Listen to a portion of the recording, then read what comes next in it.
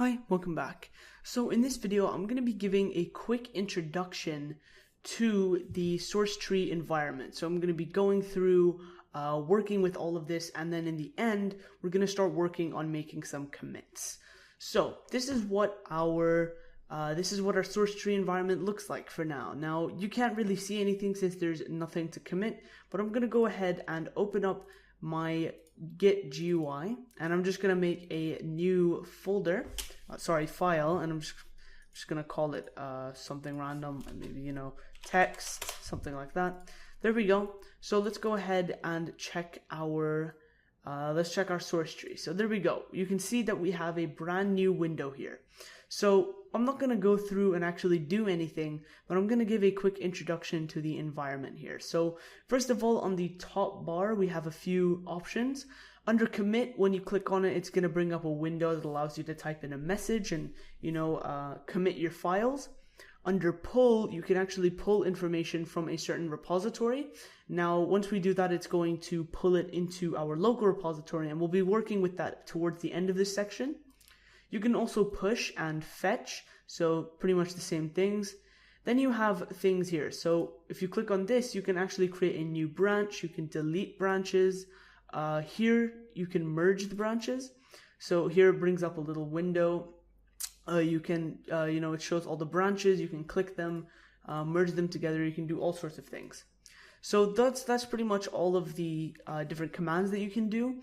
Now, adding and committing, adding, removing, working with the staging area, you can't there's no buttons up here that says add, remove, commit. Well, there is a commit button, but this is all down here. So you can see here that it says staged files and unstaged files. So in the unstaged file, there's going to be the changes or the untracked files.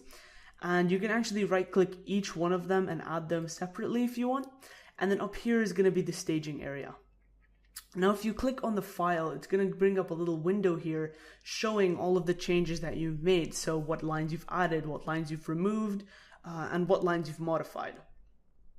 So I think that's a really cool feature. You can see what's going on. Also under here is pretty much your commit bar where you can see what's going on. So under commit options, there's a few things you can do. We're not really going to work with them. There's some of them pull requests and some just more advanced options, but we're not going to really go over those in this course. So we have this thing called git flow up here, which is pretty much like a template for your repository. I'm going to go ahead and click on it. You can see here we have a production branch and a development branch. So we actually worked on this a little bit earlier. I showed you we worked with it with the terminal. You can see here we have a development branch and a master branch. So that's kind of what git flow does. It sets all of that up for you by default. So kind of like a template. You click on terminal and it's going to open up git bash in the directory or in your repository. You can see by default. So I think that's a really useful feature if you want to play around or do something with the terminal that it's a little bit hard to do with the GUI. You can also open up an explorer, and in settings you can work with the remote repository path that you want, all sorts of things like that. So we'll go over that later, but configuring the settings and everything. So I'm just going to go ahead and commit the file really quick here. Don't worry about what I'm doing right now. I'll teach you all of that in the coming videos. So of course you're going to enter your details. I'm just going to put my email and my name, just like that. There we go. So I'm going to commit it. Seems like that's having a little bit of trouble.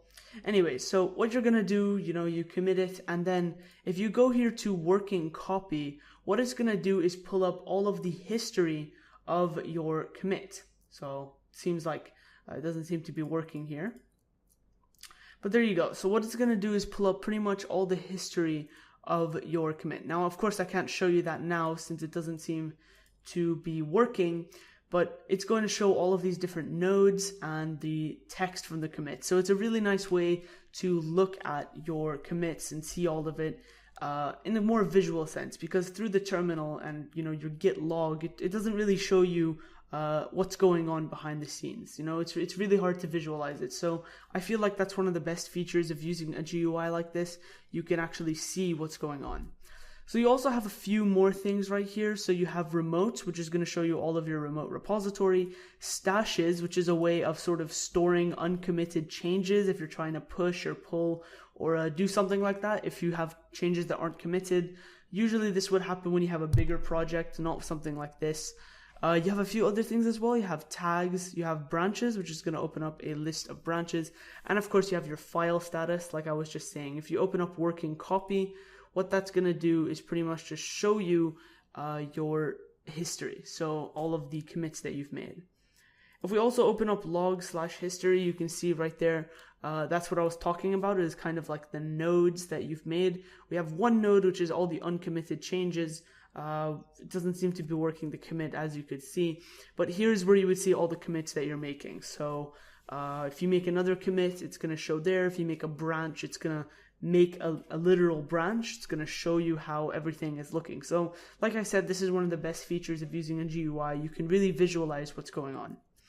All right, there we go. So that's pretty much it for the introduction to SourceTree. It's a pretty nice software, and that's why we're covering it. But as we go on, we'll actually get used to more of the features. This is kind of more like a preliminary, so you can get used to, you know, some of the, basically the environment, because it's quite a sharp adjustment from a terminal to a program. So it's better if you just get used to all of the different features. It's a little bit tough to work with. So what we're going to be doing over the next few videos is not only introducing some of the SourceTree features, but actually going through and trying to integrate the Git features properly into SourceTree. All right, let's move on.